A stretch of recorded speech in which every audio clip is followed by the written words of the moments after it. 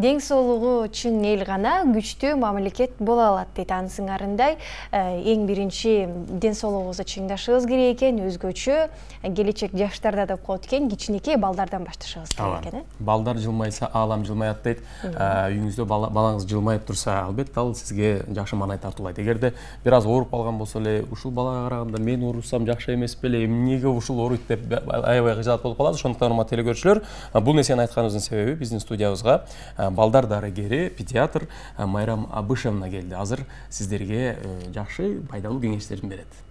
Саламатсызбы? Кош келиңиз. Кутмантаңыз менен. Кутмантаңар менен. Акыркы учурларда ошол Кыргызстанда көбүнчө балдар баягы көбүрөөк катталганы бул аскандуулук менен жабыркап келишет экен да, балдарчы. Деги эле буга себеп эмне? Балким витаминдери көп жетишпейби? Эмнеден келип чыгышы мүмкүн аскандуулук?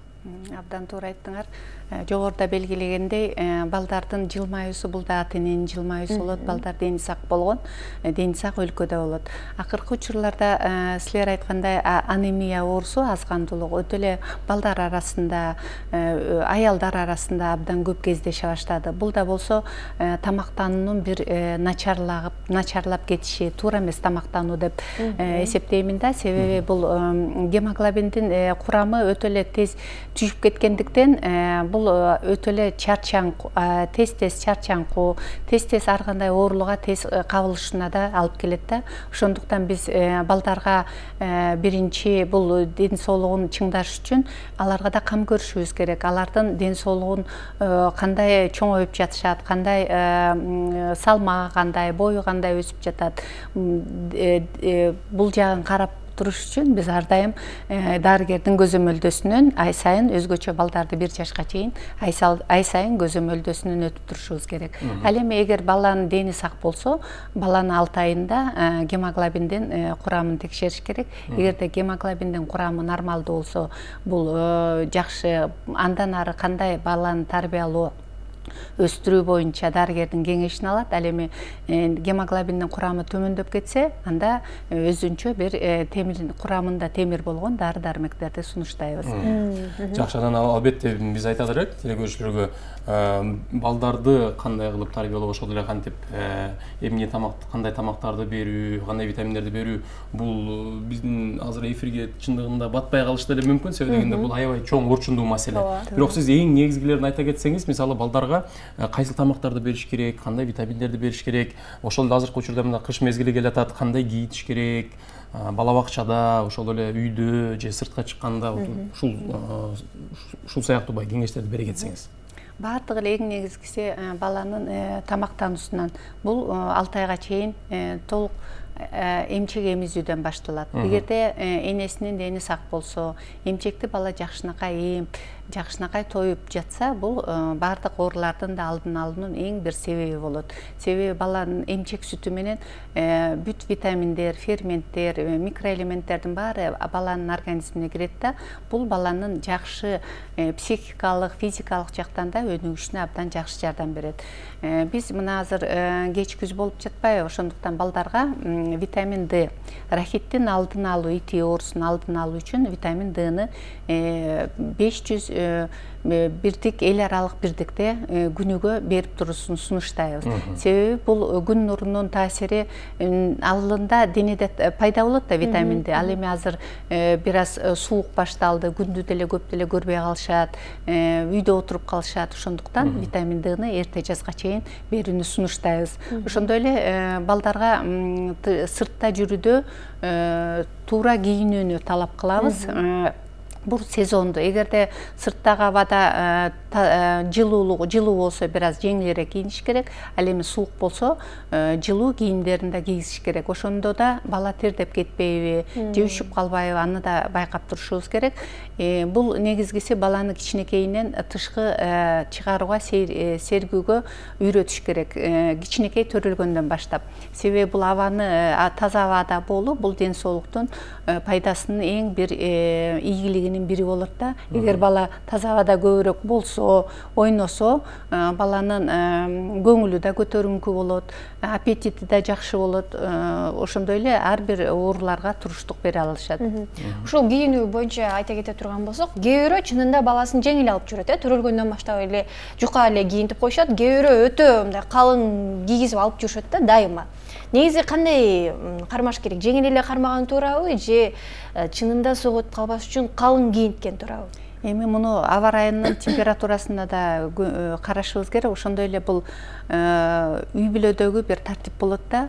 Эгерде үй бүлө физикалык жактан айма көнүгүүлөрдү жасаган, тоолорго барып, сейриндөөлөргө барып жүргөн болсо, булар негизи эле спорттук кийимдер менен жеңилирээк жүрүшөт да. Балдар да ата энесин көрүп ошол мамилени, ошол тарбияны алат. Ошондуктан өтө эле баягы кыймылдай албагандай кийинткен бул туура эмес. Себеби балада кыймыл аракет болуп туруш керек. Эгер бала кыймылдай албай калса, бала үшүп калышы да мүмкүн, анан ар кандай ооруга да чалдыгып калат.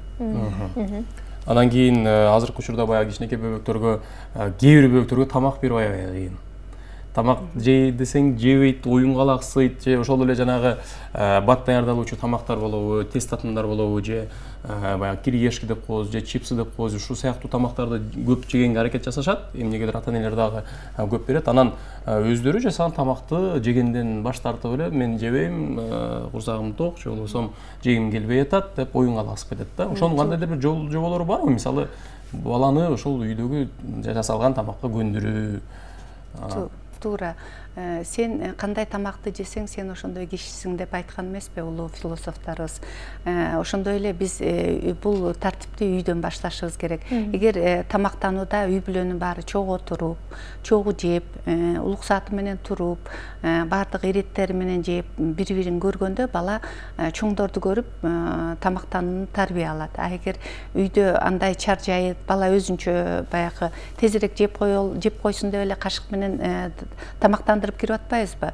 Ал эми ошону чыдамкайлык менен мындай жейбиз, мындай кылабыз десе, бул баланы да ошол тартипке көндүрөт. Анан бала бул мисалы кафе ресторандарга же конокторго барып калсаңар да, барып калсак, бала ошондой тартипке көнүп, бул өзүн алып жүрүүнү да үйрөнөт. Ошондой эле фастфудтар тез тамактанчу, бул өтө эле углеводдору көп, өзгөчө балдарга зыянды, балдарга эмес, чоңдорго да зыянды көп алып келчү тамак аштар болот да. Буларда углеводдор көп болгондуктан бул ашыкча салмактуулукту, аллергиялык ооруларды алып келет. Тез тоюп калышат да, анан улам жегиси келип кетет да, бул да ашыкча салмакты алып келет. Анан бала ошо тамакка көнө баштайт. Себеби бунун курамында ар кандай бир татымдар болуп атпайбы? Булар аппетитти ачып, улам жегиси келтирип турат. Анан газдалган суусундуктарда, буларда мисалы айта кетсек, бир чай кашык бир кант салсак бир чайга, ал суусундуктарда 5-6 чай кашык кант курамында болот.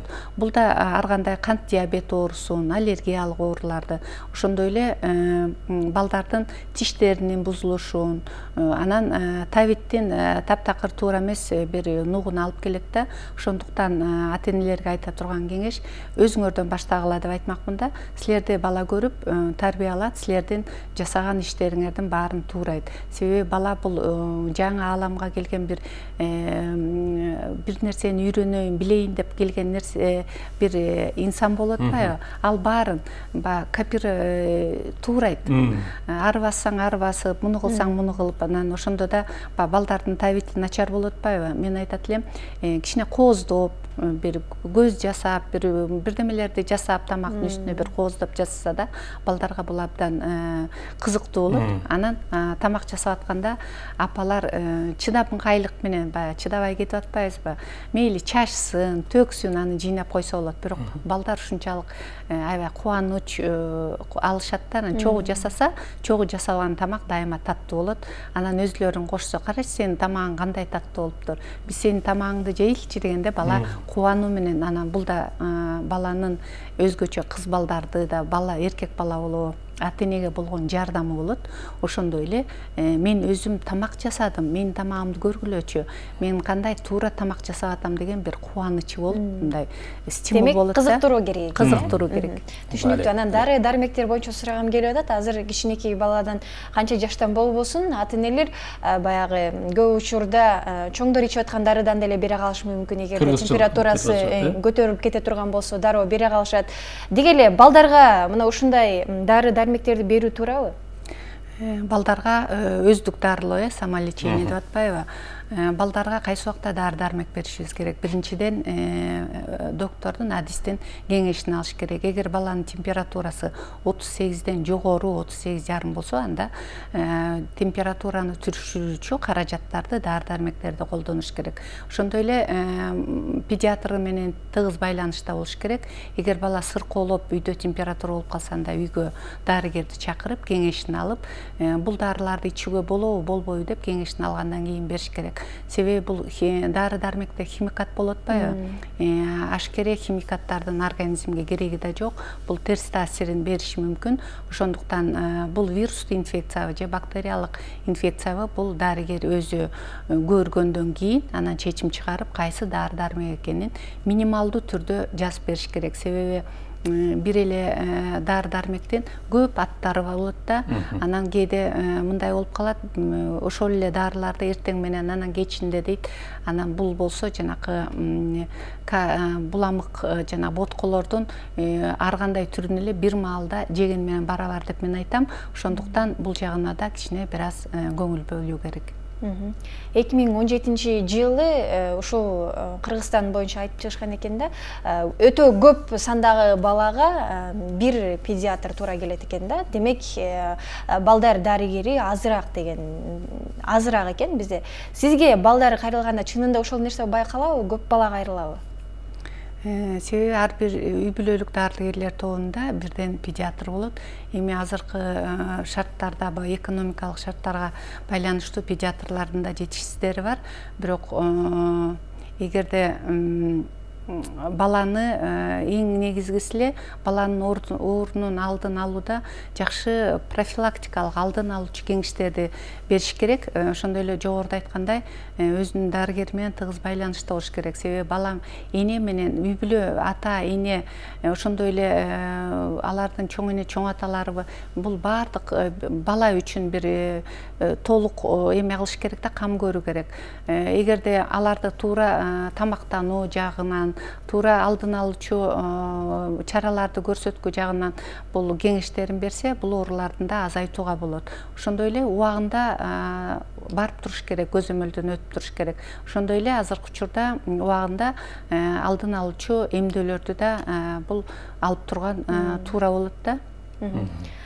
Эмдөө деп калдыңыз, демек эмдөөнү алып туруш керек, Убагында. Бизде баягы коомчулукта кээ бир мисалы эки тарап болуп кетет, кээ бирөө айтат, албай деле койсоң болот дейт, кээ бирлер сөзсүз түрдө алып турушуң керек дейт. Мына кайсыл жагы туура, алып туруш керек экен да демек, Алып туруш керек. Эгер медициналык жактан эч кандай балага улук сааты болбогон учурда аны бир аз кечеңдетип баардыгы өткөндөн кийин алат. Ал эми улук саат болсо, баланын ден соолугу жакшынакай болуп турса, эмдөөлөргө каршылык жок болсо, буларды алып туруш керек. Себеби ар бир оорунун алдын алуу бул сенин баягы ооруга каршы куралданууң болот да. Чоң рахмат. Сизге чоң рахмат. Чынында көп суроолорубуз бар, бирок бизде убакыт чектелүү болуп атат. Ыраазычылык билдиребиз. Жумушуңузга ийгилик каалайбыз. Эми жумушуңузга ийгилик каалайбыз дегени көбүрөөк балдар оорубасын деген эмес, өлкөбүздө балдар оорубасын. Анан албетте сиз дайыма ушундай кеңештериңизди айтып, коомчулукка пайдаңызды жеткирип жүрө бериңиз, жардам берип жүрө бериңиз дейли. Урматтуу көрүүчүлөр, биздин студиябызда конокто балдар дарыгери Майрам Абышевна болду. Балдарды жакшы караңыздар, дарыланууга караганда аны алдын алуу оңоюраак дейт. Андыктан баардыгыңыздарга ден соолук каалайбыз жана алдын алыңыздар дейли. Ал эми азыр дүйнө жүзүндөгү технологиялар боюнча технолог рубрикасы.